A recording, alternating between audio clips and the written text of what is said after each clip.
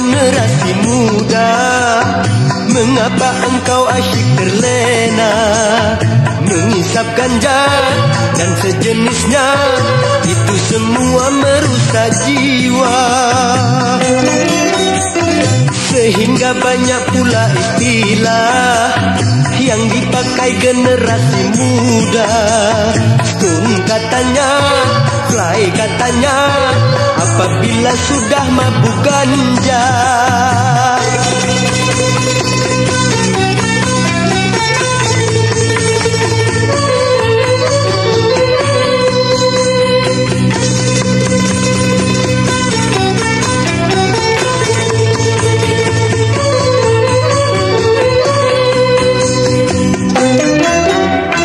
Bukankah engkau harapan bangsa dan penerus generasi tua?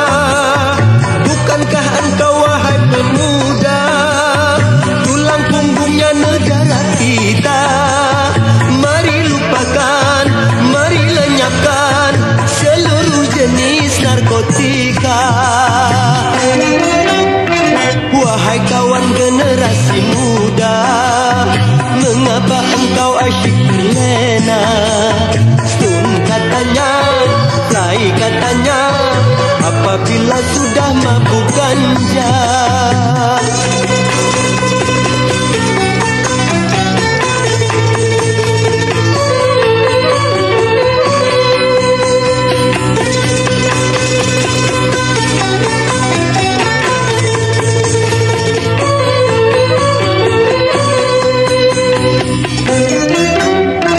Bukankah engkau harapan bangsa dan penerus generasi tua? Bukankah engkau wahai pemuda, tulang punggungnya negara kita? Mari lupakan, mari lenyapkan seluruh jenis narkotika.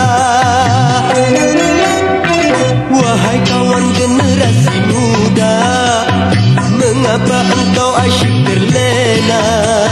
Stun katanya, fly katanya, apabila sudah mabuk ganja.